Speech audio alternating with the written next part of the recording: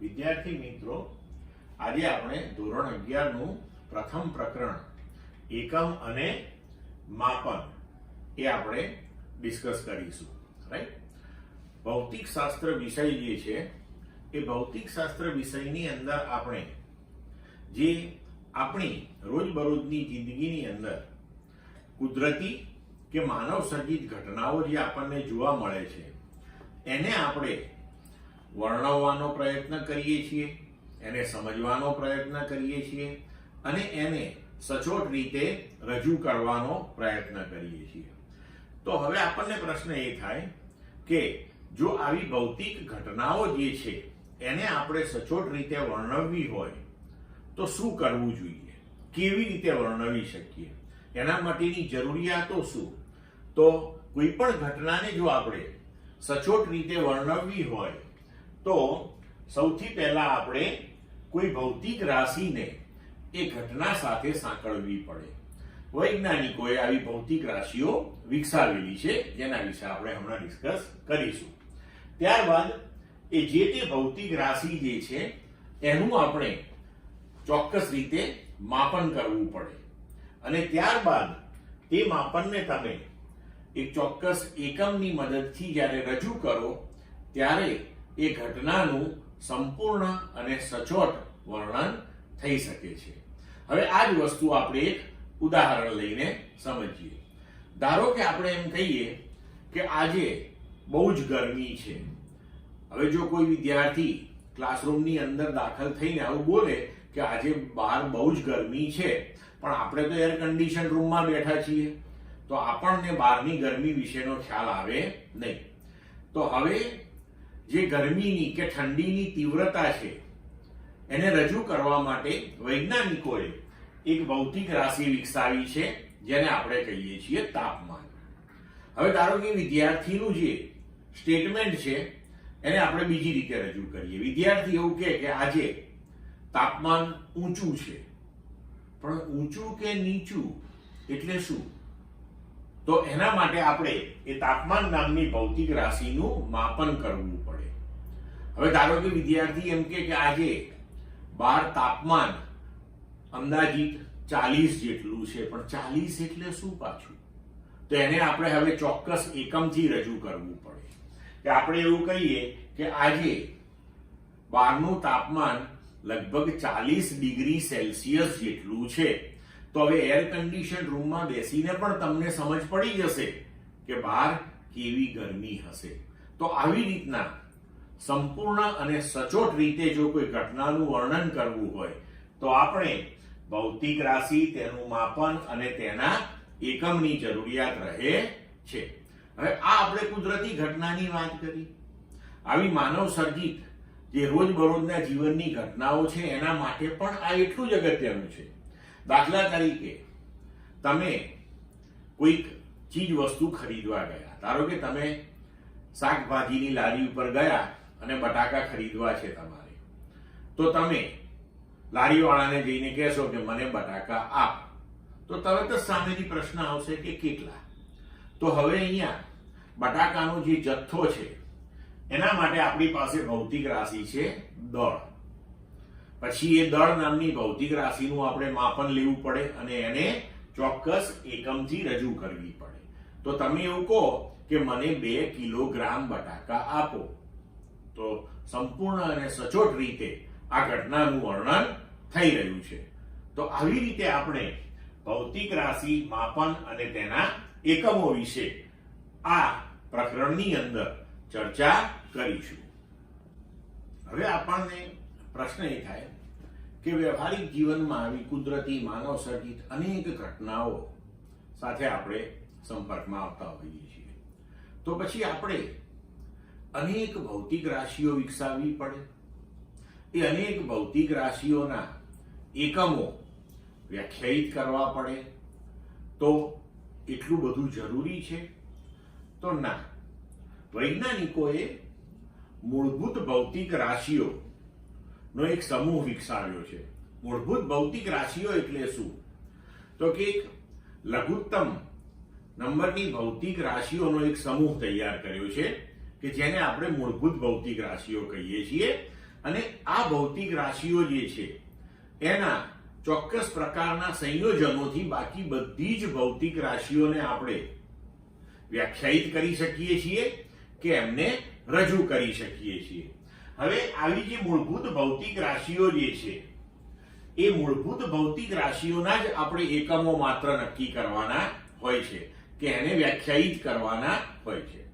ત્યારબાદ બાકીની જે બધી જ ભૌતિક રાશિઓ છે કે જે મૂળભૂત ભૌતિક રાશિઓના સંયોજનથી આપણે રજૂ કરીએ છીએ તેના એકમો પણ મૂળભૂત ભૌતિક રાશિઓના જે મૂળભૂત એકમો છે તેનાથી જ આપણે રજૂ કરતા હોઈએ છીએ. તો મૂળભૂત ભૌતિક રાશિ કે પાયાની ભૌતિક રાશિ જે છે એના એકમોને મૂળભૂત એકમો અથવા તો પાયાના એકમો એવું આપણે નામ આપીએ છીએ. હવે એકમ એટલે શું પાછું? તો કોઈ પણ ભૌતિક રાશિનું જે પ્રમાણિત માપ છે તેને આપણે તેનો એકમ કહીએ છીએ. હવે સાધિત ભૌતિક રાશિઓ અને સાધિત એકમો. તો આપણે ચર્ચા કરી કે ભાઈ આપણે મૂળભૂત ભૌતિક રાશિઓ તૈયાર કરી અને મૂળભૂત ભૌતિક રાશિઓના એકમો આપણે વ્યાખ્યાયિત કર્યા. હવે આ મૂળભૂત ભૌતિક રાશિઓના સંયોજનથી જે ભૌતિક રાશિઓ આપણે વ્યાખ્યાયિત કરીએ છીએ એને સાધિત ભૌતિક રાશિઓ કહે છે અને મૂળભૂત એકમોના સંયોજનથી એ જે સાધિત રાશિઓના એકમો તૈયાર કરવામાં આવે છે તેને આપણે સાધિત એકમો કહીએ છીએ. એટલે કે મૂળભૂત ભૌતિક રાશિઓના સંયોજનથી મેળવેલી ભૌતિક રાશિઓને સાધિત ભૌતિક રાશિઓ કહે છે અને તેમના એકમોને સાધિત એકમો કહેવામાં આવે છે. હવે એકમ પદ્ધતિઓ વિશે આપણે એકમ પદ્ધતિ વિશે વાત કરીએ. તો એકમ પદ્ધતિ એટલે શું? તો કે મૂળભૂત એકમો અને સાધિત એકમોના સમૂહને એકમ પદ્ધતિ કહે છે. તો ચોક્કસ એકમોનો આપણે એક સમૂહ તૈયાર કરીએ છીએ અને એ જે સમૂહ તૈયાર થયો એને આપણે એકમ પદ્ધતિ કહીએ છીએ. એવું એટલા માટે કે જુદી જુદી ભૌતિક રાશિઓના આપણે જે એકમો લઈએ છીએ એ એકમોના ચોક્કસ સમૂહોને સાથે રાખવાથી જ આપણે ઘટનાઓનું સચોટ અને સાચું વર્ણન કરી શકીએ છીએ. જેમ કે શરૂઆતની અંદર જ્યારે મૂળભૂત ભૌતિક રાશિઓ વિકસાવવામાં આવી કે લંબાઈ, દળ અને સમય, તો એના જુદા જુદા એકમો એટલે કે નાના એકમો અને મોટા એકમો તૈયાર થયા. તો તેને આનુષંગિક એક એકમ પદ્ધતિ તૈયાર થઈ કે સીજીએસ એકમ પદ્ધતિ. તો કે સીજીએસ એકમ પદ્ધતિ એટલે એવી એકમ પદ્ધતિ કે જેની અંદર આપણે લંબાઈનો એકમ સેન્ટીમીટર, દળનો એકમ ગ્રામ અને સમયનો એકમ સેકન્ડ લઈએ છીએ. એ એટલા માટે આવું તૈયાર કરવામાં આવ્યું કે ધારો કે આપણે ભૌતિક શાસ્ત્રની અંદર કોઈ ઘટનાનું વર્ણન કરતા હોઈએ અને એની અંદર અથવા તો કોઈ પ્રોબ્લેમ સોલ્વિંગ કરતા હોઈએ અને એની અંદર જો આપણે લંબાઈ સેન્ટીમીટરમાં લીધી હોય તો ફરજિયાતપણે આપણે ત્યાં જો દળ આવતું હોય તો એને ગ્રામમાં જ લેવું પડે અને આ રીતે જો એકમો લઈએ તો જ આપણો જવાબ સંપૂર્ણપણે સાચો આવે. ત્યાં આ નાના એકમો છે દરેક. ત્યારબાદ એફપીએસ એકમ પદ્ધતિમાં આપણે લંબાઈ ફૂટમાં, દળ પાઉન્ડમાં અને સમય સેકન્ડમાં માપીએ છીએ. તેવી રીતે ત્રીજી પદ્ધતિ આવી એમકેએસ એકમ પદ્ધતિ કે જેમાં આપણે લંબાઈ મીટરમાં, દળ કિલોગ્રામમાં અને સમય સેકન્ડમાં લઈએ છીએ. ત્યારબાદ એકમ પદ્ધતિ તૈયાર થઈ એમકેએસએ કે જેની અંદર જે વધારાનો એ આવે છે એ વિદ્યુત પ્રવાહ નામની ભૌતિક રાશિનો એકમ એમ્પિયર છે. તો એ રીતે તૈયાર કરવામાં આવી. પણ ત્યારબાદ અત્યારે જે આપણે વ્યાપક રીતે ઉપયોગમાં લઈએ છીએ તે એકમ પદ્ધતિનું નામ છે સિસ્ટમ ઇન્ટરનેશનલ. અને સિસ્ટમ ઇન્ટરનેશનલ એટલે કે શોર્ટમાં એને એવું કહેવાય છે એસઆઈ પદ્ધતિ. બરાબર વિદ્યાર્થી મિત્રો? હવે આ જે એસઆઈ એકમ પદ્ધતિ છે આપણી, તેની અંદર આપણે જે મૂળભૂત અને પૂરક ભૌતિક રાશિઓ અને એના જે એકમો લીધેલા છે એ આપણે જોઈએ. તો મૂળભૂત ભૌતિક રાશિઓ અને તેના મૂળભૂત એકમો એસઆઈ પદ્ધતિની અંદર કેટલા છે? તો એસઆઈ પદ્ધતિની અંદર આપણે 7 ભૌતિક રાશિઓને મૂળભૂત ભૌતિક રાશિઓ તરીકે સ્થાન આપેલું છે અને તેના 7 એકમોને આપણે વ્યાખ્યાયિત કરેલા છે. આ એકમોની વ્યાખ્યાઓ તમને ચોપડીમાં આપેલી છે, પણ એ વ્યાખ્યાઓ આપણા સિલેબસની અંદર નથી, માત્ર જાણકારી પૂરતી છે. હવે આ એસઆઈ પદ્ધતિની અંદર જે મૂળભૂત ભૌતિક રાશિઓ છે એ છે લંબાઈ, દળ, સમય, વિદ્યુત પ્રવાહ, થર્મોડાયનેમિક, તાપમાન, દ્રવ્યનો જથ્થો અને જ્યોતિ તીવ્રતા એટલે કે દીપ્તિ તીવ્રતા. હવે લંબાઈ જે છે તેના એકમનું નામ મીટર છે અને એને સ્મોલ m સંજ્ઞાથી દર્શાવવામાં આવે છે. દળનો એકમ એ કિલોગ્રામ છે, જેને સંજ્ઞાત્મક રીતે કેપિટલ K અને સ્મોલ g થી દર્શાવવામાં આવે છે. સમયનો એકમ સેકન્ડ, જેને સ્મોલ s થી દર્શાવીએ છીએ. વિદ્યુત પ્રવાહ એનો એકમ એમ્પિયર છે, જેને કેપિટલ A થી દર્શાવવામાં આવે છે. થર્મોડાયનેમિક તાપમાન જેનો એકમ કેલ્વિન છે, જેને કેપિટલ K થી દર્શાવવામાં આવે છે. દ્રવ્યનો જથ્થો એ મોલ છે એનો એકમ, અને એને MOL ત્રણેય સ્મોલ લેટરથી સંજ્ઞાત્મક રીતે રજૂ કરાય છે. જ્યોતિ તીવ્રતા તો એનો એકમ છે કેન્ડેલા, અને જેને સ્મોલ cd થી દર્શાવવામાં આવે છે. તમારે 11મા 12મા ધોરણની અંદર આ પ્રથમ 6 ભૌતિક રાશિઓ ભણવામાં આવશે. જ્યોતિ તીવ્રતા એનો એકમ એ ઉપરના ધોરણોની અંદર ભણવામાં આવે છે. હવે આ એસઆઈ એકમ પદ્ધતિની અંદર મૂળભૂત એકમોની સાથે સાથે કેટલાક પૂરક એકમો એટલે કે પૂરક ભૌતિક રાશિઓ પણ સમાવવામાં આવેલી છે. એમાંની 2 પૂરક ભૌતિક રાશિઓ અને એના 2 પૂરક એકમો આપણે અહીંયા ધ્યાનમાં લેવાના છે. તો પૂરક ભૌતિક રાશિઓ અને તેના પૂરક એકમો. તો પૂરક ભૌતિક રાશિઓ છે સમતલ કોણ, એના એકમનું નામ છે રેડિયન અને તેને સંજ્ઞા સ્મોલ rad થી રજૂ કરાય છે. બીજી પૂરક ભૌતિક રાશિ છે ઘનકોણ. સ્ટીરેડિયન એનો એકમ છે અને જેને SR થી દર્શાવાય છે. પૂરક ભૌતિક રાશિઓ જે છે સમતલ કોણ, તો એને d થીટા અથવા તો થીટા અથવા તો ફાઈ આવી સંજ્ઞાઓથી દર્શાવાય છે. અને ઘનકોણ એને આપણે d ઓમેગા અથવા તો ઘણી વખત એકલો ઓમેગા પણ લખવામાં આવે છે. હવે આ ભૌતિક રાશિઓને આપણે થોડીક ડિટેલમાં સમજીએ. પહેલા આપણે હવે સમતલ કોણ સમજીએ. તો સમતલ કોણ કોને કહે છે? તો વર્તુળ પરના ચાપ અને વર્તુળની ત્રિજ્યાના ગુણોત્તરને સમતલ કોણ કહેવામાં આવે છે.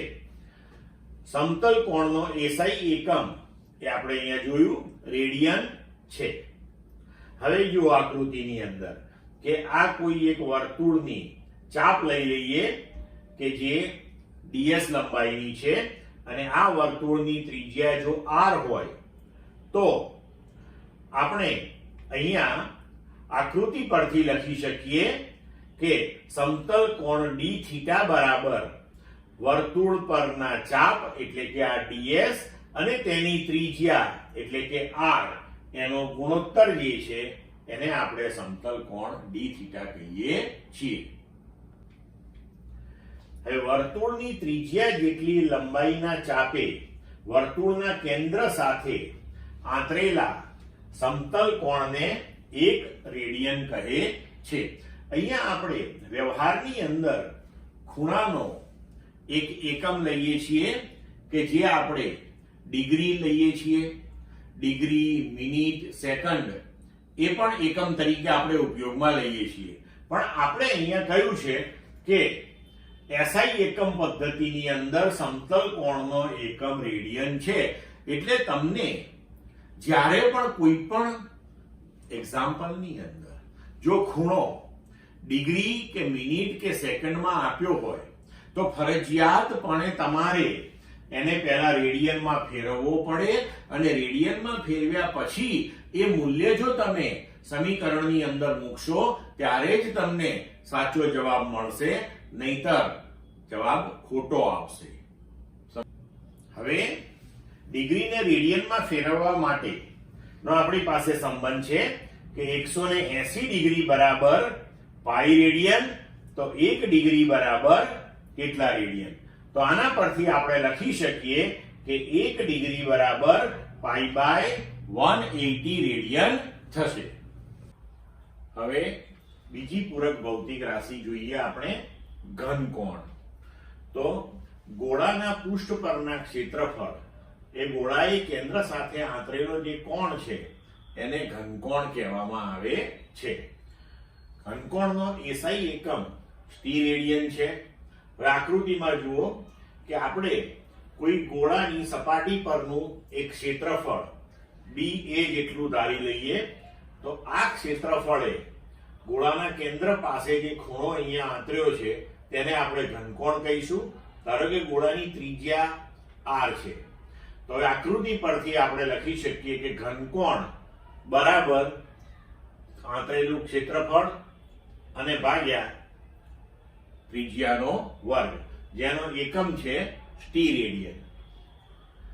1 મીટર ત્રિજ્યાના ગોળાના પૃષ્ઠ પરના એકમ ક્ષેત્રફળ વડે ગોળાના કેન્દ્ર સાથે આંતરતા ત્રિપારિમાણિક કોણને એક સ્ટી રેડિયન કહે છે. એટલે કે આપણે સ્ટી રેડિયનની અહીંયા વ્યાખ્યા તૈયાર કરી. હવે વિદ્યાર્થી મિત્રો, હવે આપણે પછીનો ટોપિક જોઈએ, સાર્થક સંખ્યા અને સાર્થક અંકો. તો સાર્થક સંખ્યા અને સાર્થક અંકો એટલે શું? તો કોઈ પણ ભૌતિક રાશિનું જ્યારે આપણે માપન લઈએ છીએ તો એ જે માપન છે એ આપણે કેટલા ડિજિટ સુધી લખવું જોઈએ, બરોબર?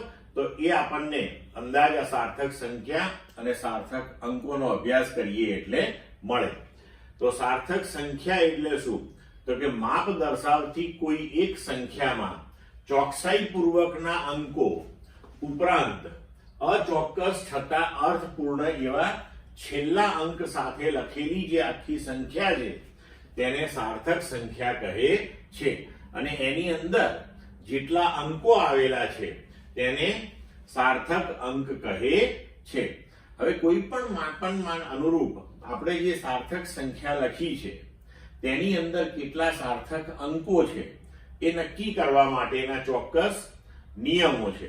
તો હવે આપણે નિયમો જોઈએ કે સાર્થક અંક નક્કી કરવા માટેના નિયમો. તો પહેલો નિયમ છે કે બધા જ શૂન્યેતર અંકો એ સાર્થક અંકો છે. બીજો નિયમ, સંખ્યામાં જો દશાંશ ચિહ્ન હોય તો તે ગમે ત્યાં હોય તો પણ બે શૂન્યેતર અંકોની વચ્ચે આવેલા બધા જ શૂન્યાંકો જે છે એને સાર્થક અંકો કહે છે. દાખલા તરીકે આપણે આ માપન લઈએ કે 205.205. તો હવે આની અંદર આ બે શૂન્યેતર અંકોની વચ્ચે શૂન્ય આવેલું છે તો એને આપણે સાર્થક અંક તરીકે ગણવાનું છે. દશાંશ ચિહ્ન ગમે ત્યાં હોય. તો હવે આની અંદર 1, 2, 3, 4, 5 અને 6 સાર્થક અંકો છે. તેવી જ રીતે આપણે 20405 આવી કોઈ સાર્થક સંખ્યા લઈએ તો તેની અંદર 1, 2, 3, 4 અને 5 એમ 5 સાર્થક અંકો છે. ત્રીજો નિયમ, જો સંખ્યા 1 કરતા નાની હોય તો દશાંશ ચિહ્નની જમણી તરફના પરંતુ પ્રથમ શૂન્યેતર અંકની ડાબી તરફના અંકો જે છે એ સાર્થક અંક નથી. જેમ કે આપણી પાસે સાર્થક સંખ્યા છે 0.002308. તો એની અંદર દશાંશ ચિહ્નની જમણી તરફના પરંતુ પ્રથમ શૂન્યેતર એટલે કે આ 2 ની ડાબી તરફના જે શૂન્ય છે એ અંકો સાર્થક અંકો નથી.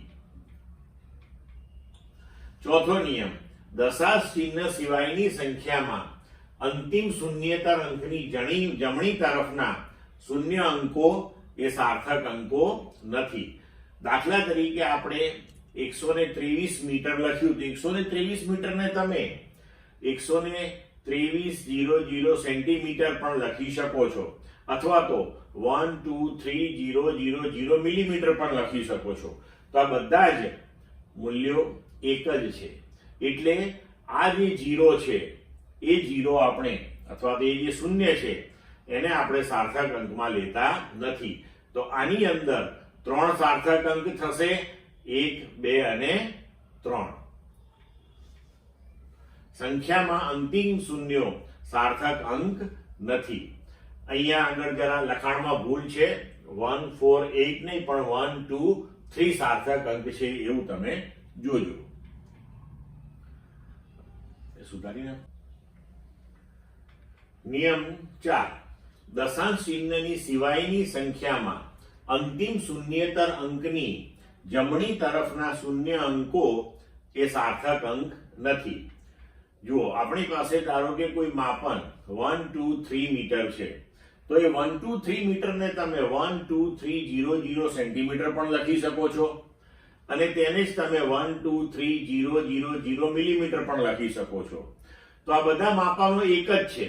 તો આની અંદર આપણે આ જે શૂન્ય છે એને સાર્થક અંક તરીકે ગણતા નથી, પરંતુ અહીંયા સાર્થક અંક તરીકે આપણે 1, 2 અને 3 એને જ લઈએ છીએ.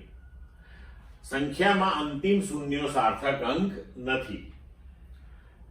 5, દશાંશ ચિહ્નવાળી સંખ્યામાં અંતિમ શૂન્યેતર અંક પછીના બધા જ શૂન્યાંકોને સાર્થક અંકો ગણવામાં આવે છે.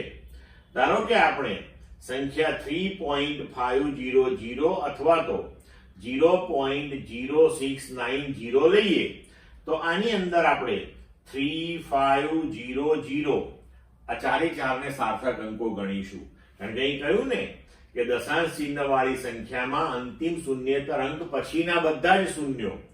તો જો આની અંદર પણ 0.06900, તો દશાંશ ચિહ્નની જમણી બાજુ અને પહેલી શૂન્યેતરની ડાબી બાજુ, એટલે પહેલો 0 જે છે એ સાર્થક અંક નથી, આગળ નિયમમાં આવી ગયું આપણે. તો હવે આપણે આ 6, 9, 0, 0 આ ચારેયને આપણે સાર્થક અંક તરીકે ગણતરીમાં લઈશું. હવે જોઈએ આપણે સાર્થક સંખ્યાની ગણિતીય પ્રક્રિયા માટેના નિયમો, એટલે કે જ્યારે કે આ સાર્થક સંખ્યાઓના સરવાળા, બાદબાકી, ગુણાકાર, ભાગાકાર એવી રીતની ગણિતીય પ્રક્રિયાઓ આપણે કરીએ ત્યારે આપણો જે જવાબ આવે, આપણું જે પરિણામ આવે, બરોબર છે, તે અંગે કેટલાક નિયમો છે કે એ પરિણામને આપણે કેટલા સાર્થક અંકો સાથે રજૂ કરવું જોઈએ. તો પહેલો નિયમ છે કે સંખ્યાઓમાં ગુણાકાર કે ભાગાકારથી મળતા અંતિમ પરિણામમાં એટલા જ સાર્થક અંક રાખવા જોઈએ જેટલા મૂળ સંખ્યાઓ પૈકીની જે સંખ્યામાં લઘુત્તમ સાર્થક અંક હોય. બીજો નિયમ, સંખ્યાઓના સરવાળા બાદબાકીથી તે સંખ્યાઓમાંથી લઘુત્તમ દશાંશ સ્થાનો ધરાવતી સંખ્યામાં જેટલા દશાંશ સ્થાનો હોય તેટલા જ દશાંશ સ્થાનો અંતિમ પરિણામમાં આપણે રાખવા જોઈએ. હવે જોઈએ અનિશ્ચિત અંકોની સન્નિકટતા, એટલે કે માપનની સંખ્યાને રાઉન્ડિંગ ઓફ કરવાના હવે નિયમો જોઈએ આપણે. તો કે નિયમ 1, આપેલ સંખ્યામાંથી જે અંક દૂર કરવાનો હોય તે 5 કરતા ઓછો હોય તો તેની પહેલાના અંકમાં કોઈ ફેરફાર કરવો નહીં. ધારો કે આપણી પાસે 2.743 આ જે સાર્થક સંખ્યા છે એને 3 સાર્થક અંક સુધી જો આપણે લખવી હોય, એટલે કે 2.74 ત્યાં સુધી જો લખવી હોય તો આ 3 ને જો આપણે કાઢી નાખીએ તો 3 જે છે 5 કરતા ઓછો છે, તો તેની પહેલાનો અંક એટલે કે 4 માં આપણે કોઈ ફેરફાર કરવાનો નહીં, અને 2.74 આવું આપણે લખવાનું. નિયમ બીજો કે આપેલ સંખ્યામાંથી જે અંક દૂર કરવાનો હોય એ 5 કરતા વધુ હોય તો તેની પહેલાના અંકમાં આપણે 1 ઉમેરવાનો હોય છે. દાખલા તરીકે આપણે 2.746 આ જે સંખ્યા છે એને 3 અંકો સુધી જો આપણે લખવી હોય અને આ 6 જે છે એને દૂર કરવો હોય તો 6 એ 5 કરતા મોટો છે, તો 6 ની આગળનો જે અંક છે 4 એમાં આપણે 1 ઉમેરીએ એટલે 2.75 એ આપણી સંખ્યા થશે. નિયમ 3 જે અંક દૂર કરવાનો હોય એ અંક 5 જ હોય તો તેની પહેલાનો અંક એકી હોય તો તેમાં 1 ઉમેરવાનો અને જો બેકી હોય તો તેને તેમ તેમ રહેવા દેવાનો, એમાં કશું ઉમેરવાનું નહીં. આપણે જુઓ સંખ્યા 2.745, હવે આને આપણે 3 અંક સુધી લખવી હોય, આ 5 ને આપણે કાઢવો હોય તો 5 ની આગળ 4 એ બેકી સંખ્યા છે તો કોઈ ફેરફાર આપણે કરીશું નહીં એ અંકમાં અને 2.74 આપણે લખીશું. ધારો કે બીજી સંખ્યા આપણી પાસે 2.735 છે, એમાં જો આપણે આ 5 ને કાઢવો હોય તો એની આગળનો અંક જે છે 3 એ એકી સંખ્યા છે તો તેની અંદર આપણે 1 ઉમેરીશું અને આપણી સંખ્યા બની જશે 2.74. બરોબર? સમજ પડી મિત્રો? ચાલો મિત્રો હવે જોઈએ ઉદાહરણ 1.1. કોઈ ઘનની બધી જ બાજુનું માપેલ મૂલ્ય 7.203 મીટર છે. યોગ્ય સાર્થક અંક સુધી ઘનનું કુલ પૃષ્ઠ ક્ષેત્રફળ તથા કદ શોધો. હવે આનો આપણે ઉકેલ જોઈએ. ઘનનું પૃષ્ઠ ક્ષેત્રફળ, તો કોઈ પણ ઘનને 6 બાજુઓ હોય. અહીં આપણને બાજુનું મૂલ્ય 7.203 મીટર આપ્યું છે તો એક બાજુનું ક્ષેત્રફળ થશે 7.203 નો વર્ગ.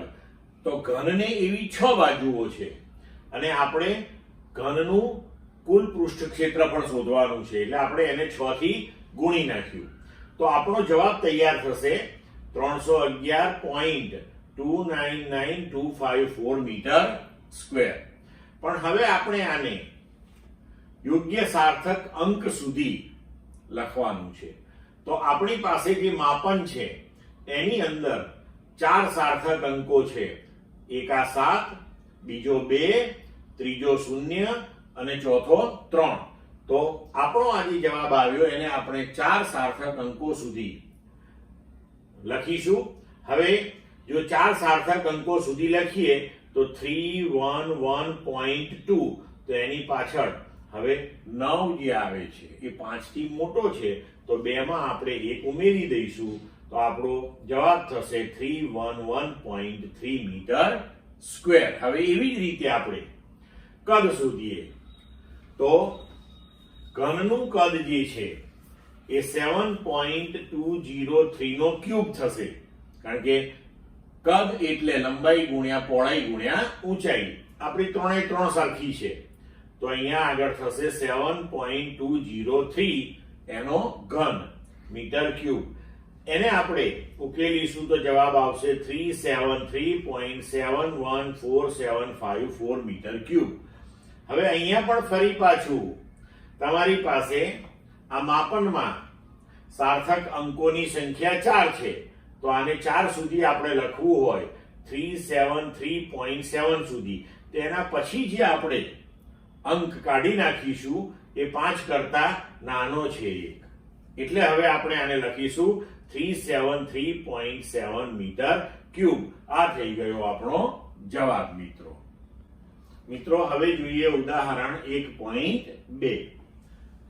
5.74 ગ્રામનો એક પદાર્થ 1.2 સેન્ટીમીટર ક્યુબ જેટલો અવકાશ રોકે છે તો સાર્થક અંકોને ધ્યાનમાં રાખી તેની ઘનતા શોધો. હવે અહીં આપણને દળ અને કદ આપેલું છે તો હવે આપણે ઘનતા શોધીએ. હવે અહીંયા આપણને સાર્થક અંકોને ધ્યાનમાં રાખવાનું કહેલું છે પાછું. તો તમે જુઓ કે 5.74 તો આમાં સાર્થક અંકો 3 છે. કદના માપનમાં 1.2 એટલે સાર્થક અંકો 2 છે. તો લઘુત્તમ સાર્થક અંકો અહીંયા 2 થયા. એટલે આપણો જે જવાબ આવશે ઘનતાનો એને આપણે 2 સાર્થક અંકો સુધી લખીશું. હવે ગણતરી કરીએ તો કે ઘનતા બરાબર દળ ભાગ્યા કદ. તો 5.74 upon 1.2 ગ્રામ પર સેન્ટીમીટર ક્યુબ. હવે આપણો જવાબ થશે 4.7833 ગ્રામ પર સેન્ટીમીટર ક્યુબ. હવે આપણે આને 2 સાર્થક અંક સુધી જ લખવો છે. તો આ 8 થી જો આપણે એને કાઢી નાખીએ તો 8 જે છે એ 5 કરતા મોટો છે. તો આપણે આગળ 1 ઉમેરીશું. 7 માં 1 ઉમેરીએ તો 8 થશે. તો આપણો પરિણામ મળ્યું છે વટે 4.8 ગ્રામ પર સેન્ટીમીટર ક્યુબ. ક્લિયર મિત્રો? મિત્રો હવે જોઈએ આપણે અંકગણિતીય ગણતરીના પરિણામોમાં અનિશ્ચિતતા નક્કી કરવાના નિયમો. તો હવે ધારો કે આપણી પાસે કોઈ લંબાઈનું માપન છે 16.2 પ્લસ માઇનસ 0.1.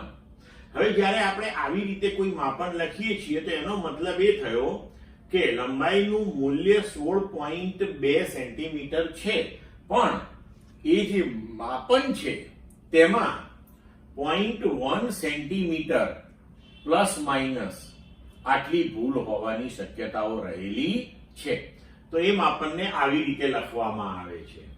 હવે જો આપણે ડેલ્ટા L બાય L ગણીએ તો આને કહેવાય સાપેક્ષ ભૂલ અથવા તો સાપેક્ષ ત્રુટિ. અને એને 100 થી આપણે જો ગુણીએ તો આને કહેવાય પ્રતિશત ત્રુટિ. એટલે કે તમારા માપનની અંદર કેટલી ટકાવારીમાં ત્રુટિ રહેલી છે. તો હવે અહીંયા આપણે ડેલ્ટા L બાય L ગુણ્યા 100 કરીએ તો 0.6% આવે.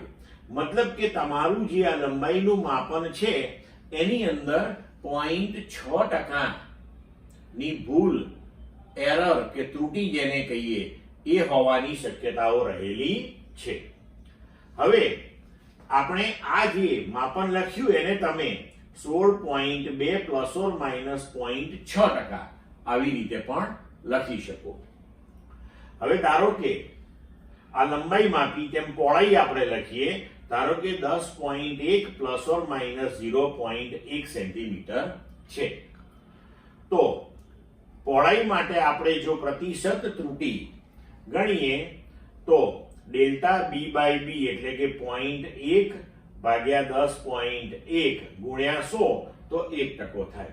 તો હવે એને આપણે ટકાવારીમાં લખીએ તો B બરાબર 10.1 પ્લસ ઓર માઇનસ 1%. એટલે કે પહોળાઈનું જે માપન છે 10.1 એમાં 1% ત્રુટિ હોવાની શક્યતાઓ રહેલી છે.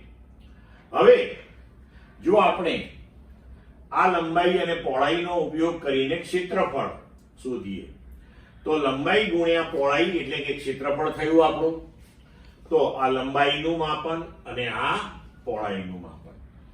હવે અહીંયા આપણે ધ્યાન રાખવાનું છે કે જ્યારે આપણે આ ગુણાકાર કરીએ ત્યારે આ 16.2 અને આ 10.1 જે છે એને આપણે સાચા મૂલ્યો તરીકે ગણીએ છીએ. તો એ બંનેનો ગુણાકાર એકબીજા સાથે કરવો પડશે. તો 16.2 ગુણ્યા 10.1 કરો એટલે થાય 163.62. અને જે ત્રુટિ હોય એનો અહીંયા ધ્યાન રાખજો, ગુણાકાર કરવાનો નથી, ત્રુટિઓનો સરવાળો કરવાનો. એટલે કે 0.6 અને 1 તો અહીંયા તમારી ત્રુટિ થઈ 1.6%.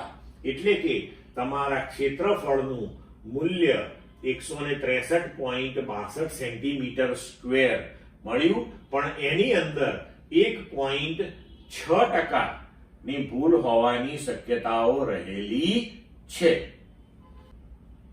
હવે આ આપણે અહીંયા જે ટકાવારીની અંદર ત્રુટિ દર્શાવી છે એને જો આપણે આ L અને B ના જે મૂલ્યો આપણે આ રીતે લખ્યા હતા એ રીતે દર્શાવવું હોય તો કેવી રીતે દર્શાવવું?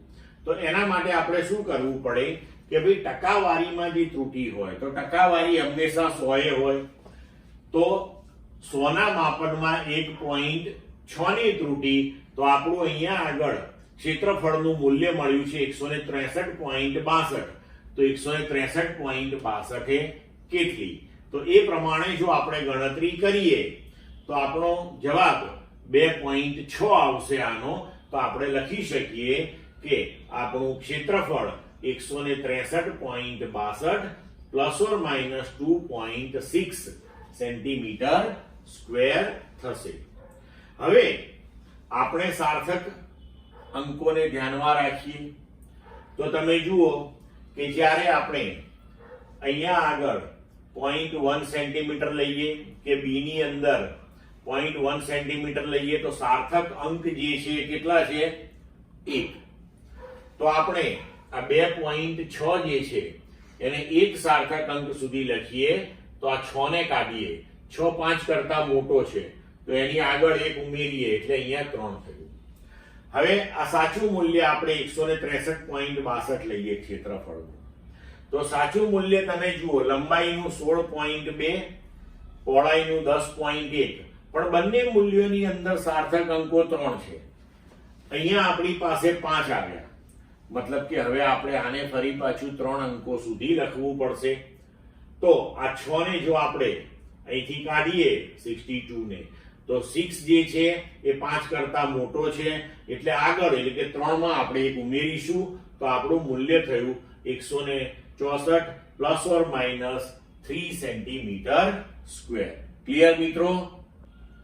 હવે મિત્રો આપણે જોયું કે સરવાળા, બાદબાકી, ગુણાકાર, ભાગાકાર આ બધી ગણિતીય પ્રક્રિયાઓની અંદર જે આપણું ફાઇનલ પરિણામ આવે છે એની અંદર આપણે જે સાર્થક અંકોની સંખ્યા રાખીએ છીએ તે મૂળભૂત માપનોની અંદર જે માપનમાં લઘુત્તમ સાર્થક અંકો હોય એટલી આપણે રાખીએ છીએ.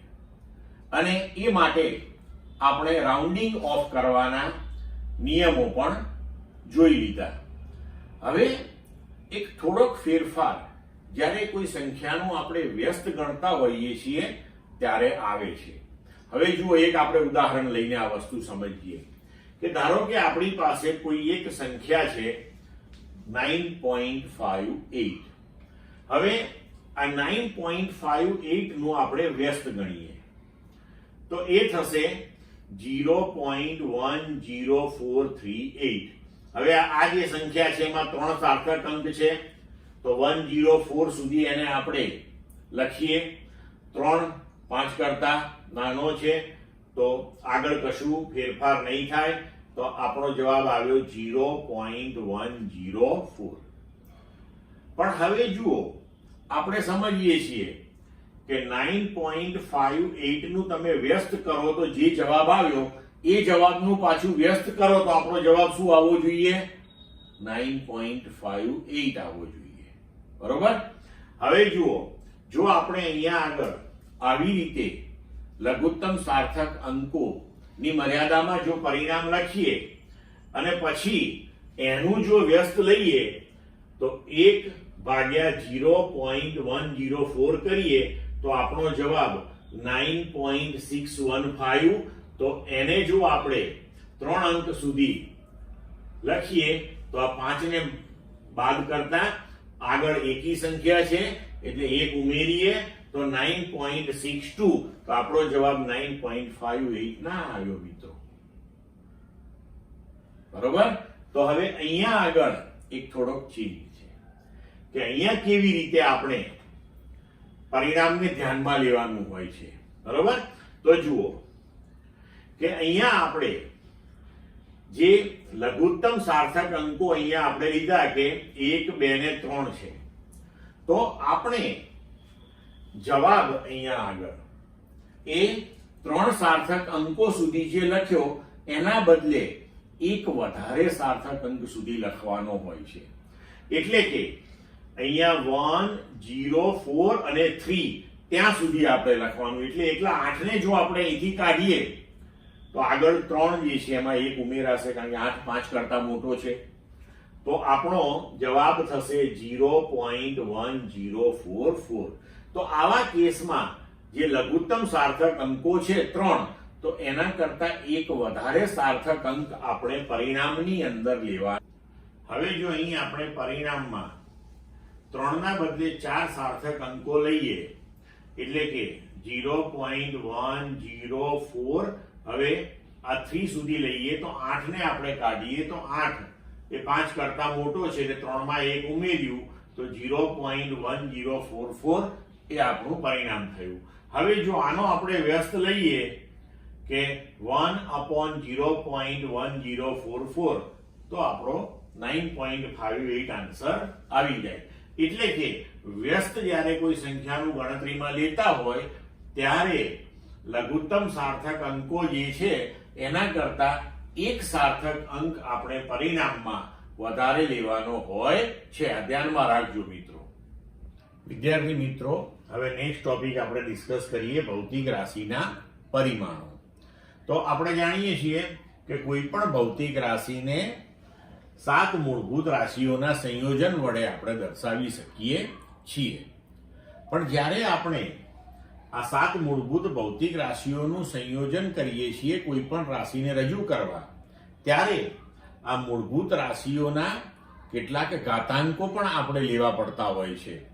તો કોઈ પણ ભૌતિક રાશિને દર્શાવવા માટે મૂળભૂત રાશિઓ પર મૂકવામાં આવતા જે ઘાતાંકો છે તેને જે તે ભૌતિક રાશિના પરિમાણ કહે છે. કોઈ પણ ભૌતિક રાશિના પરિમાણને સંજ્ઞા ચોરસ કૌંસ થી દર્શાવવામાં આવે છે. એટલે કે એ ભૌતિક રાશિની જે સંજ્ઞા હોય એ સંજ્ઞાને આપણે આવા ચોરસ કૌંસમાં મૂકવાની, એટલે આપણને ખ્યાલ આવે કે હવે આપણે ભૌતિક રાશિના પરિમાણની ચર્ચા કરી રહ્યા છીએ.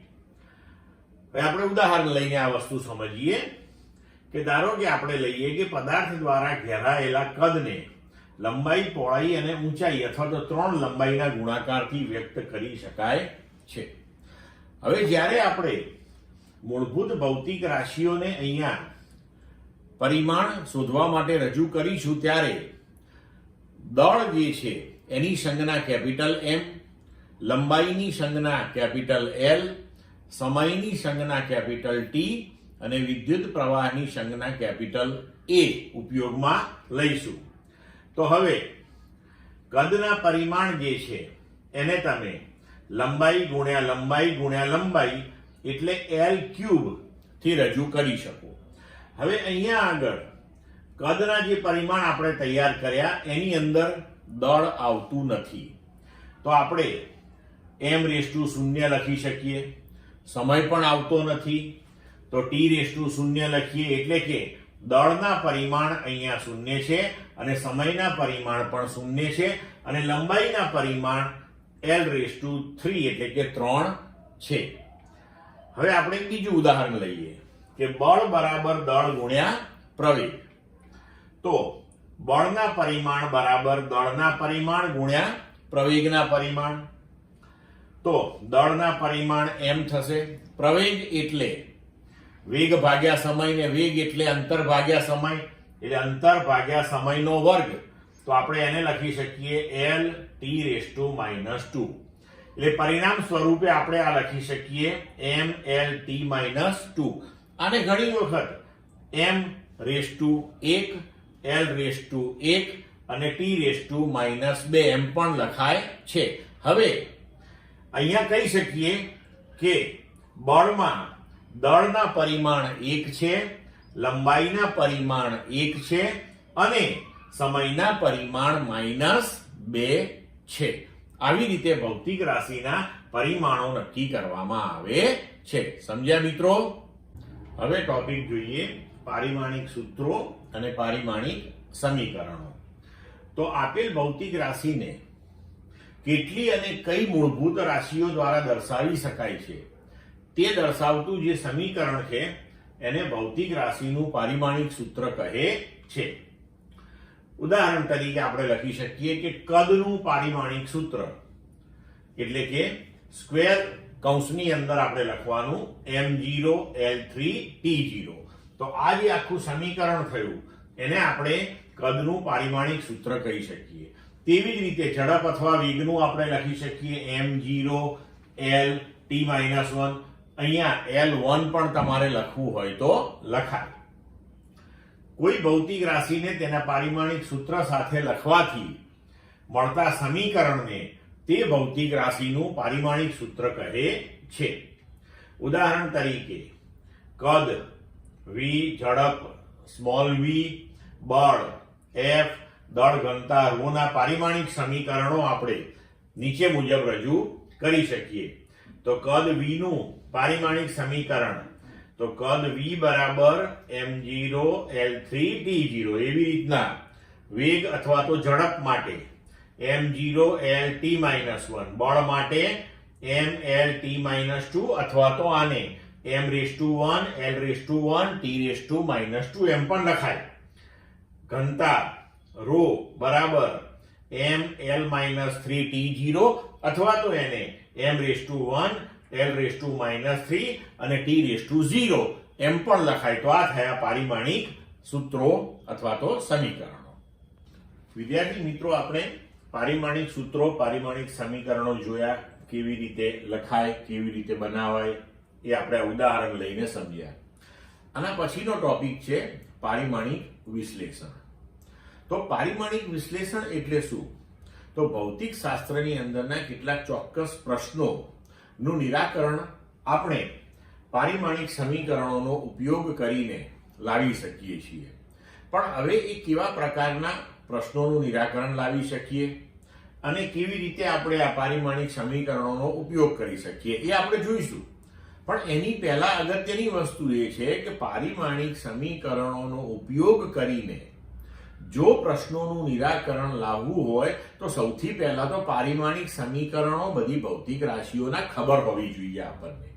તો હવે આપણે પહેલા જુદી જુદી ભૌતિક રાશિઓના પારિમાણિક સમીકરણો જે છે એના વિશે થોડી વાત કરીએ અને ત્યારબાદ પારિમાણિક વિશ્લેષણનો ટોપિક આપણે ડિસ્કસ કરીશું. બરોબર? તો હવે જુઓ, ભૌતિક રાશિઓના એકમો અને પારિમાણિક સૂત્રો આપણે જોઈએ. તો ભૌતિક રાશિ એની સંજ્ઞા સાથે આપણે અહીંયા દર્શાવી છે પ્રથમ સ્તંભની અંદર. પછી અન્ય ભૌતિક રાશિઓ સાથેનો તેનો સંબંધ લખીશું, તેનું પારિમાણિક સૂત્ર, SI પદ્ધતિમાં એકમ સંજ્ઞા અને CGS પદ્ધતિમાં એકમ સંજ્ઞા. હવે જુઓ કે અહીંયા અંતર તો એ મૂળભૂત રાશિ છે, એને કોઈ બીજી રાશિ સાથે સંબંધ હોય નહીં. તો એનું પારિમાણિક સૂત્ર લખાય m0 l1 t0. એનો એકમ મીટર એટલે સ્મોલ m અને CGS પદ્ધતિમાં એકમ સેન્ટીમીટર એટલે cm. તો આવી રીતે આપણે જો SI પદ્ધતિમાં કોઈ ભૌતિક રાશિનો એકમ જાણતા હોઈએ તો એના ઉપરથી આપણે પારિમાણિક સૂત્ર લખી શકીએ. પારિમાણિક સૂત્ર જો આપણને ખબર હોય તો એનો એકમ પણ લખી શકીએ અને જે ભૌતિક રાશિ આપણે લીધી છે એનો અન્ય ભૌતિક રાશિઓ સાથેનો સંબંધ ખબર હોય આપણને, એટલે કે એ ભૌતિક રાશિની વ્યાખ્યા, એ ભૌતિક રાશિને કેવી રીતે વ્યાખ્યાયિત કરાય છે એ ખબર હોય એટલે આપણે પારિમાણિક સૂત્ર લખી શકીએ આરામથી. હવે જુઓ, આપણે ઉદાહરણ સહિત બધું સમજીએ. હવે આપણે એકે એક ભૌતિક રાશિ જે છે અહીંયા આગળ એનું અત્યારે ચર્ચા નહીં કરીએ, એ તમે વાંચી અને સમજીને તૈયાર કરજો. હું તમને અમુક ભૌતિક રાશિઓની ચર્ચા કરીને સમજાવું. દાખલા તરીકે આપણે લઈએ કે ક્ષેત્રફળ. તો ક્ષેત્રફળની વ્યાખ્યા આપણે આપીએ છીએ લંબાઈ ગુણ્યા પહોળાઈ. તો લંબાઈનું પારિમાણિક સૂત્ર, પહોળાઈનું પણ L જ આવશે, એટલે પરિણામી પારિમાણિક સૂત્ર થશે L2. તો એને આપણે લખી શકીએ m0 l2 t0. હવે એનો એકમ થશે લંબાઈનો મીટર, પહોળાઈનો મીટર એટલે મીટર સ્ક્વેર, CGS માં થશે સેન્ટીમીટર સ્ક્વેર. હવે એવી જ રીતના ધારો કે ઘનતા. તો ઘનતાની વ્યાખ્યા છે દળ ભાગ્યા કદ. તો દળનું પરિમાણ, કદનું T3, પરિણામી પારિમાણિક સૂત્ર તૈયાર થયું m1L-3 T0. તો હવે દળનો એકમ કિલોગ્રામ ભાગ્યા કદનો એકમ મીટર ક્યુબ, એટલે આપણે લખી શકીએ કિલોગ્રામ મીટર -3. તો CGS માં ગ્રામ સેન્ટીમીટર -3. હવે જુઓ, એવી બીજી કોઈ રાશિનો આપણે વિચાર કરીએ. ધારો કે પ્રવેગ, તો પ્રવેગ બરાબર વેગ ભાગ્યા સમય. તો વેગ માટે આપણે લખી શકીએ અંતર ભાગ્યા સમય, એટલે કે LT-1 ભાગ્યા t. તો પરિણામી પારિમાણિક સૂત્ર થશે m0L1T-2. હવે વેગનો એકમ થશે મીટર પર સેકન્ડ અને સમયનો સેકન્ડ. તો પરિણામે તમે લખી શકો મીટર પર સેકન્ડ સ્ક્વેર અથવા તો મીટર સેકન્ડ -2. તો CGS માં એકમ થશે સેન્ટીમીટર સેકન્ડ -2. તો આવી રીતે આપણને કોઈ પણ ભૌતિક રાશિનો અન્ય ભૌતિક રાશિ સાથેનો સંબંધ ખબર હોય એટલે પારિમાણિક સૂત્ર તૈયાર થાય. એના ઉપરથી તમે એકમ લખી શકો. હવે જો બળ લઈએ તો દળ ગુણ્યા પ્રવેગ. તો દળનું પરિમાણ m1 અથવા તો m, પ્રવેગ માટે આપણે આગળ જોયું LT-2. તો પરિણામી સૂત્ર થશે m1L1T-2. તો હવે એનો એકમ થશે કિલોગ્રામ મીટર સેકન્ડ -2.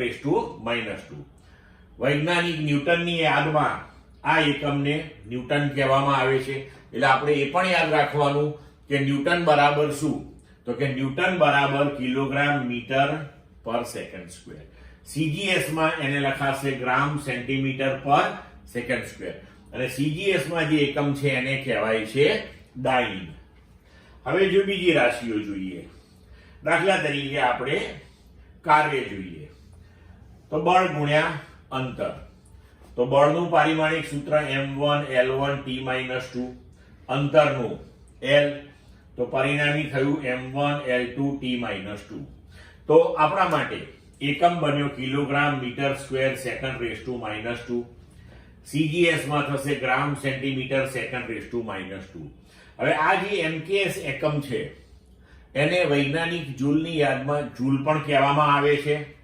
અને બળનો એકમ ન્યૂટન, અંતરનો મીટર, એટલે જૂલ બરાબર ન્યૂટન ઇન્ટુ મીટર, એના બરાબર કિલોગ્રામ મીટર સ્ક્વેર સેકન્ડ -2. આ પણ યાદ રાખવું પડે આપણે. એવી રીતે CGS એકમને આપણે અર્ગ કહીએ છીએ. અર્ગ એટલે આપણે ડાઇન ઇન્ટુ સેન્ટીમીટર પણ લખી શકીએ છીએ. તો આવી રીતે આપણે દરેક ભૌતિક રાશિ માટે પારિમાણિક સૂત્રો, એના એકમો આ આપણે તૈયાર કરવા પડે. આ જો આપણને આવડતા હોય તો જ આપણે પારિમાણિક વિશ્લેષણમાં આગળ વધી શકીએ, નહીતર વધી શકીએ નહીં. એટલે હવે તમારે મિત્રો શું કરવાનું કે દરેક ભૌતિક રાશિઓ મેં જો અહીંયા આપેલું છે દરેક માટે ભૌતિક રાશિઓ, તેના સંબંધો અન્ય ભૌતિક રાશિ સાથેના, તેનું પારિમાણિક સૂત્ર તૈયાર કર્યું આપણે, તેનો એકમ તૈયાર કર્યો SI અને CGS બંને પદ્ધતિઓની અંદર. તો આ બધા જ પારિમાણિક સૂત્રો બધી જ ભૌતિક રાશિઓ માટે તમારે ધ્યાનથી વાંચી અને તૈયાર કરવા પડશે. અને એ તૈયાર કરો એ પછી આપણે પારિમાણિક વિશ્લેષણ ચર્ચામાં લઈ શકીએ. દાખલા તરીકે આપણે અહીંયા લઈએ કે શ્યાનતા ગુણાંક. તો એના માટેની વ્યાખ્યા છે બળ ભાગ્યા ક્ષેત્રફળ ગુણ્યા વેગ પ્રચલન. તો બળનું પારિમાણિક સૂત્ર, ક્ષેત્રફળનું અને વેગ પ્રચલનનું, અને પરિણામી તમને મળે m1L-1T-1. m1 એટલે કિલોગ્રામ લખી શકો, L-1 એટલે મીટર -1, T-1 એટલે સેકન્ડ -1. તો SI એકમ, એના ઉપરથી તમે CGS એકમ.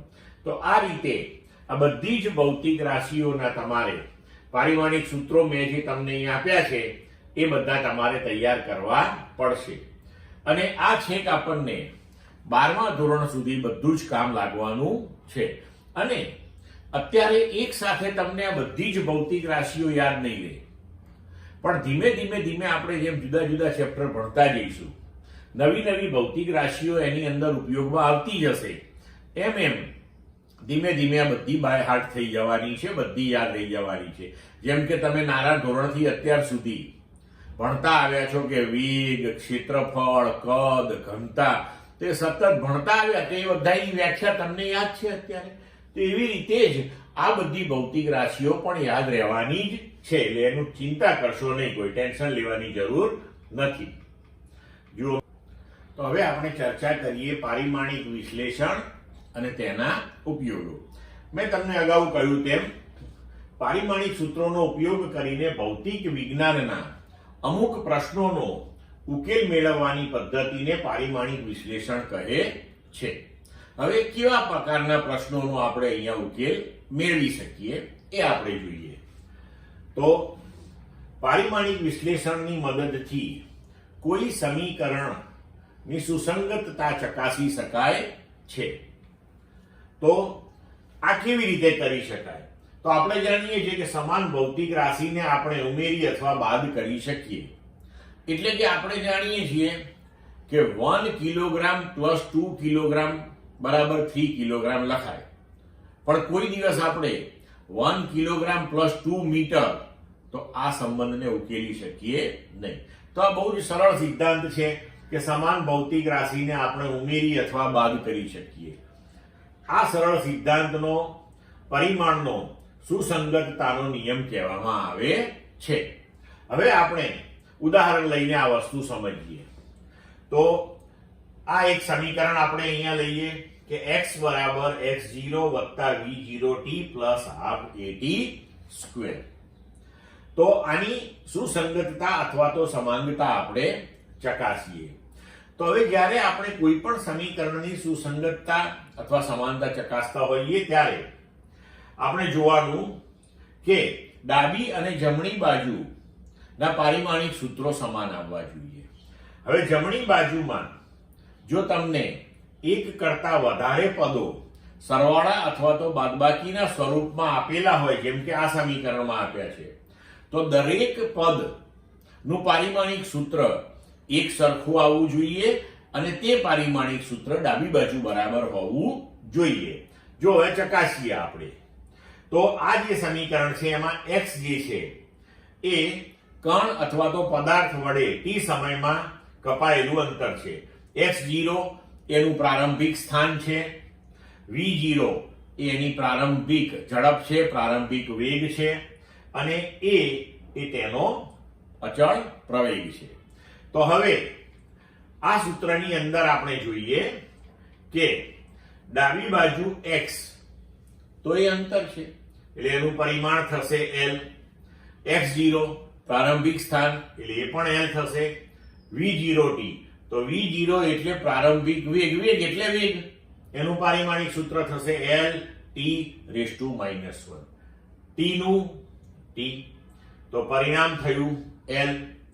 એવી જ રીતે હાફ at સ્ક્વેર, એમાં હાફ એને કોઈ પરિમાણ હોય નહીં કારણ કે એક અચળાંક છે એટલે એનું કોઈ પરિમાણ આપણે લખવાનું નહીં, બરોબર.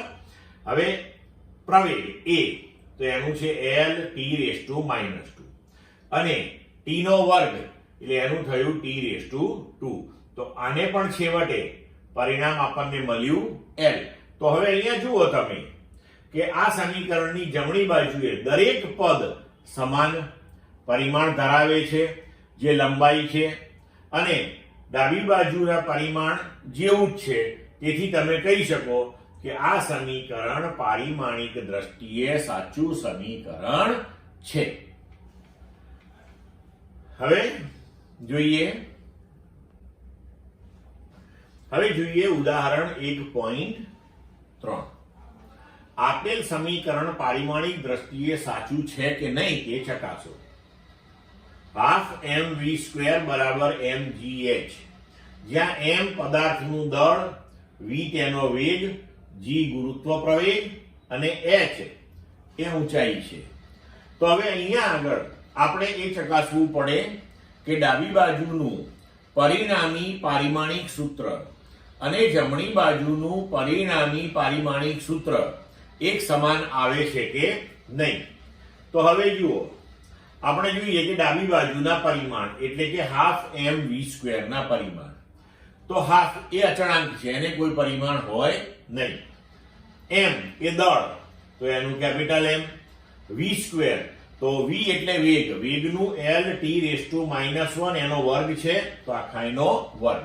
એટલે પરિણામી તમને પારિમાણિક સૂત્ર મળશે m, અહીંયા વર્ગ કરો તો L(2t⁻²), એટલે પરિણામી તૈયાર થયું m1L2t-2. હવે જમણી બાજુના પરિમાણ જોઈએ આપણે, તો જમણી બાજુ છે આપણી mgh. હવે mgh એમાં m નું કેપિટલ M, g એટલે ગુરુત્વ પ્રવેગ, પ્રવેગ એટલે પ્રવેગ, તો ગુરુત્વ પ્રવેગ એના માટે L(t⁻²), h એટલે ઊંચાઈ, એનું L થશે પરિમાણ.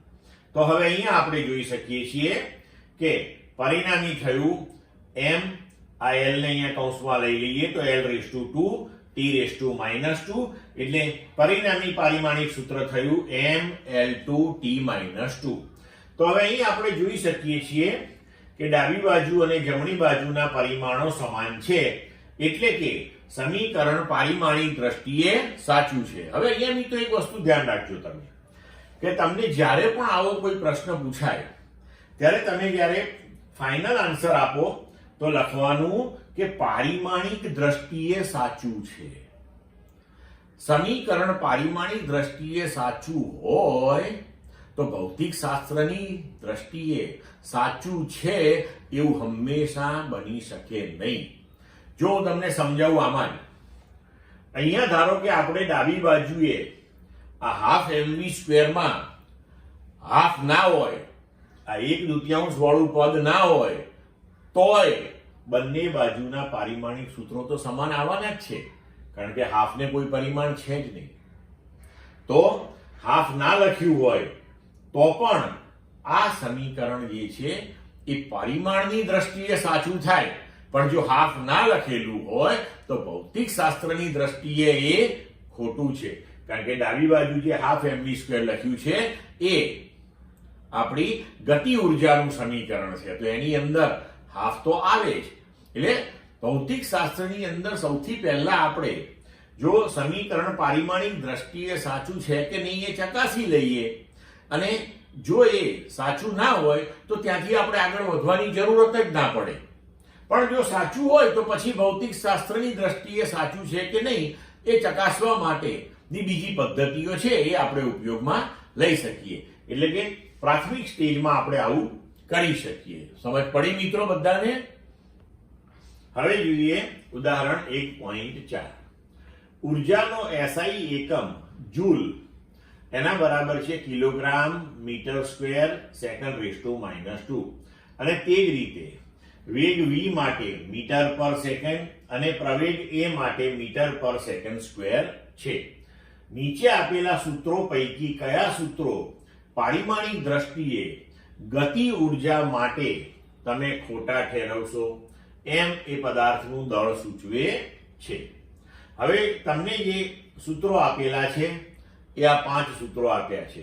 હવે એક પછી એક આપણે આ સૂત્રો જોઈએ કે ગતિ ઉર્જા માટે પારિમાણિક દ્રષ્ટિએ કયા સૂત્રો સાચા છે.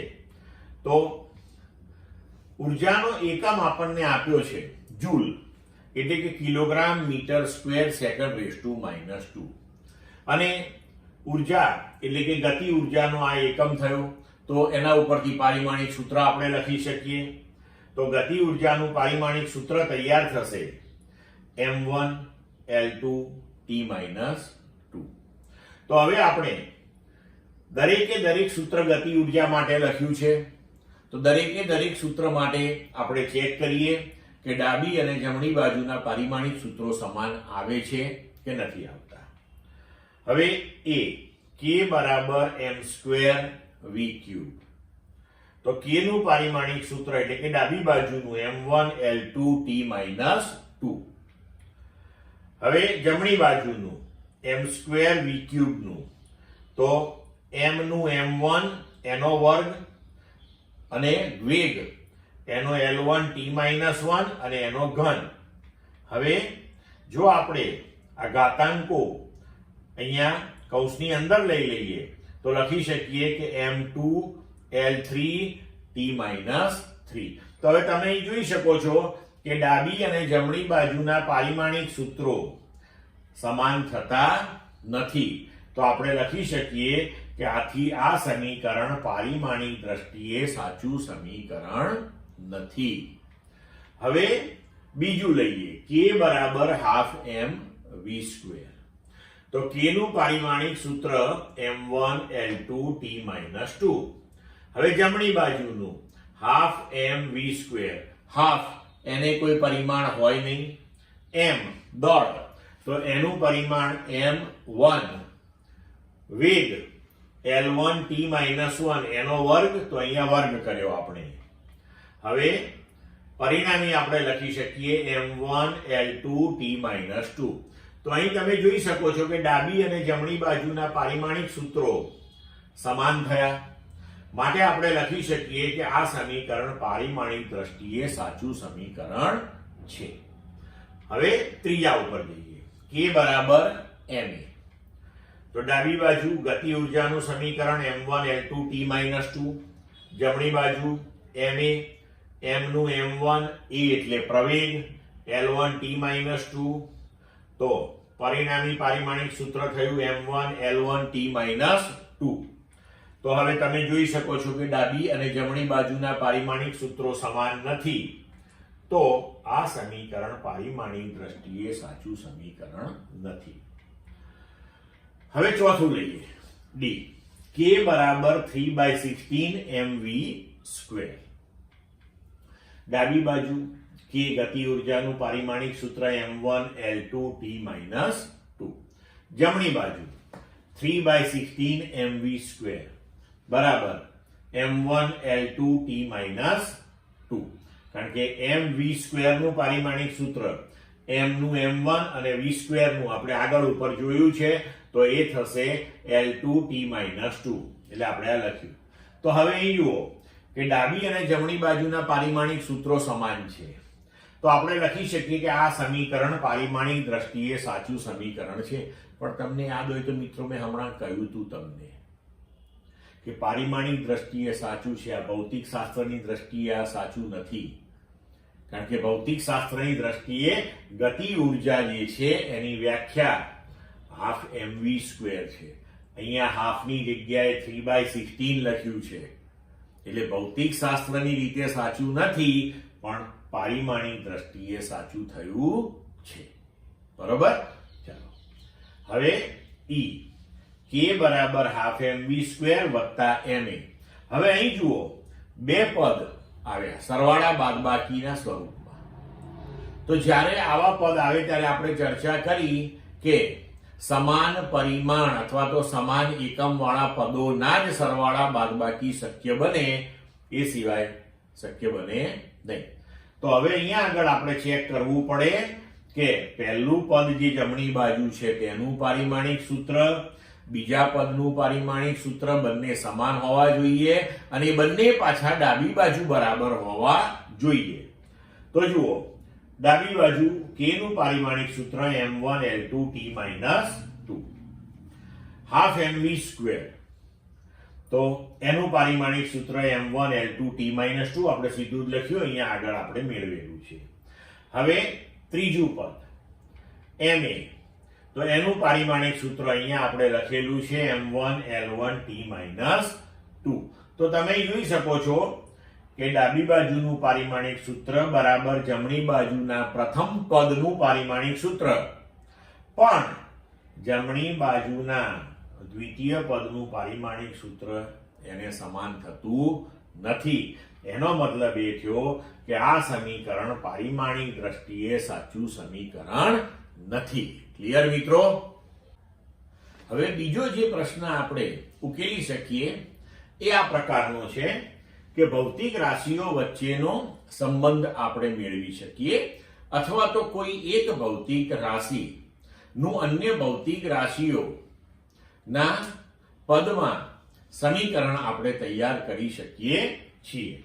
તો હવે આ વસ્તુ આપણે ઉદાહરણથી સમજીશું. ઉદાહરણ 1.5.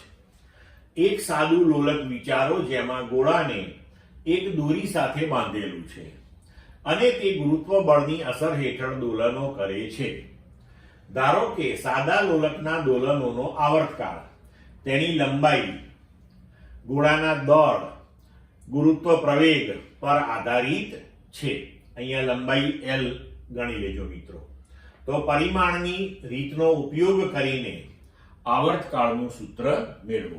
હવે અહીંયા ધ્યાન રાખજો કે તમને જો આ પ્રકારનો કોઈ પણ પ્રશ્ન પૂછવામાં આવશે તો એની અંદર જેમ કે આપણને અહીં કહ્યું છે કે આવર્તકાળનું સૂત્ર મેળવવાનું છે લોલક માટે, તો એ આવર્તકાળ કઈ કઈ રાશિઓ ઉપર આધારિત છે એ તમને હંમેશા આપેલું હશે, એટલે એની તમારે ચિંતા કરવાની જરૂર નથી. હવે જુઓ કે આપણને કહ્યું છે કે આવર્તકાળ એ 3 વસ્તુ પર આધારિત હોઈ શકે છે: લંબાઈ, દળ અને ગુરુત્વ પ્રવેગ. પણ કેટલા પ્રમાણમાં, કેવી રીતે આધારિત છે? એના કોઈ રાશિનો વર્ગ આવે છે, કોઈ રાશિનું વર્ગમૂળ એની અંદર આવે છે, કોઈ રાશિનો ઘન આવે છે, એ ખબર નથી. એ મેળવીએ એટલે સમીકરણ તૈયાર થઈ જાય, તો એ જ આપણે મેળવવાનું છે.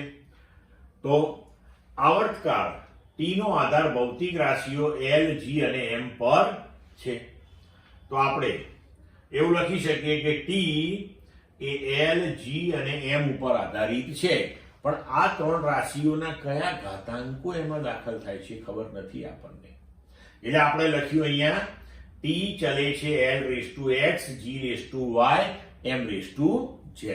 હવે XYZ આપણે શોધવાના છે. તો આપણે લખી શકીએ કે T બરાબર K L⁻x, G⁻y, M⁻z, જ્યાં K જે છે એ પરિમાણ રહિત સમપ્રમાણતાનો અચળાંક છે. હવે M0 L0 T1 એ ડાબી બાજુનું પારિમાણિક સૂત્ર થયું. જમણી બાજુ K જે છે એ તો પરિમાણ રહિત છે, એટલે એને કોઈ પારિમાણિક સૂત્ર હોય નહીં. લંબાઈનું L1 એની x ઘાતાંક છે, તો અહીંયા x ઘાતાંક લખી. G એટલે ગુરુત્વ પ્રવેગ એટલે પ્રવેગ, તો એનું L1 T-2 એની ઘાતાંક y. M દળ, તો એનું પરિમાણ M1 એની ઘાતાંક z. હવે આપણે અહીંયા આગળ પારિમાણિક દ્રષ્ટિએ સાચું સમીકરણ મેળવવા માંગીએ છીએ, એટલે જ આપણે બંને બાજુના પરિમાણ સાચા છે અને સમાન છે એમ ગણીને જ આપણે આગળ ચાલીએ છીએ. હવે ડાબી બાજુ M0 L0 T1 અહીંયા ઘાતાંકોને કૌંસની અંદર લઈ લઈએ. તો L⁻1⁻x એટલે L⁻x, L⁻1⁻y એટલે L⁻y, T⁻2⁻y તો T⁻2y, M⁻1⁻z એટલે M⁻z. હવે ડાબી બાજુ M0 L0 T1, તો જમણી બાજુને પણ MLT ના ઓર્ડરમાં આપણે તેના ક્રમમાં ગોઠવી દઈએ. તો M⁻z પહેલા લખીએ. L તો L⁻x અને L⁻y છે. આધાર સરખો હોય તો ઘાતાંકોનો સરવાળો થાય, તો L⁻x + y અને T⁻−2y. હવે આપણે તો સાચું સમીકરણ મેળવવું છે, અને સાચા સમીકરણ માટે ડાબી અને જમણી બાજુ ના પારિમાણિક સૂત્રો હંમેશા સમાન હોય. તો જો આ સમાન હોય તેનો મતલબ કે બંને બાજુના M, L અને T ના ઘાતાંકો કેવા હોવા જોઈએ? સમાન હોવા જોઈએ. તો હવે એને આપણે સરખાવી દઈએ. તો બંને બાજુ આપણે ઘાતાંકોની સરખામણી કરીએ તો ડાબી બાજુ M⁻0, જમણી બાજુ M⁻z. એનો મતલબ કે z બરાબર 0. L⁻x + y, L⁻0 મતલબ કે x + y બરાબર 0. T⁻2y, T⁻1 મતલબ કે -2y બરાબર 1. તો અહીંયા આપણને સૌથી પહેલા y બરાબર -1/2 મળી ગયું. z બરાબર તો 0 પહેલેથી જ મળ્યું છે. હવે y ની કિંમત આપણે અહીં મૂકી દઈએ તો x - 1/2 બરાબર 0, તો x બરાબર 1/2. તો હવે આ બધી કિંમતો આપણે t ના સમીકરણમાં લખીએ તો t બરાબર k L⁻x હતું તો x ની જગ્યાએ 1/2, G⁻y હતું તો G⁻−1/2, M⁻z હતું તો Z0 તો M⁻0. M⁻0 એટલે 1, એને હવે લખવાની જરૂર નહીં. તો હવે આપણે લખી શકીએ એના બરાબર k l raised to 1/2 g raised to -1/2 અથવા તો k l raised to 1/2 ભાગ્યા g raised to 1/2 અથવા તો k કૌંસમાં l ભાગ્યા g આખાઈને raised to 1/2 અથવા તો t બરાબર k under root l by g. તો આ થયું આપણું આવર્તકાળનું સૂત્ર. હવે અહીંયા જે k છે પરિમાણ રહિત અચળાંક, એના વિશે આપણને પારિમાણિક વિશ્લેષણમાં માહિતી મળતી નથી. એ આપણે જુદી રીતે શોધવો પડે ભૌતિક શાસ્ત્રની અંદર. અત્યારે તમારે એટલું ડિટેલમાં જવાનું હોતું નથી. આ તમને આપેલો હોય k ની કિંમત છે 2π, એટલે આપણું જે આવર્તકાળનું સૂત્ર છે એ થશે t બરાબર 2π under root l by g.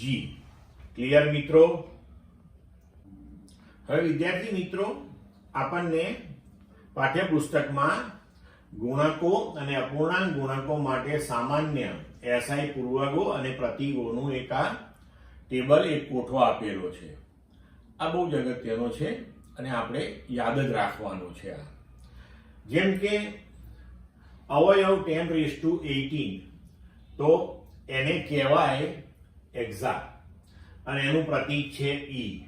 10⁻15 peta P, 10⁻12 tera T, 10⁻9 giga capital G, 10⁻6 mega capital M, 10⁻3 kilo small k, 10⁻2 hecto small h, 10⁻1 deka DA, 10⁻−18 atto A, 10⁻−15 femto small f, 10⁻−12 pico small p, 10⁻−9 nano small n, 10⁻−6 micro mu, 10⁻−3 milli small m, 10⁻−2 centi small c, 10⁻−1 deci small d.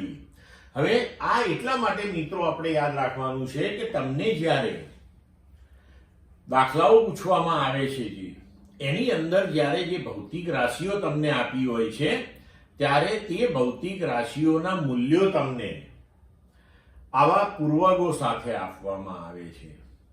એટલે કે ધારો કે આપણને એમ કહ્યું હોય કે અંતર એ 5 kilometre છે.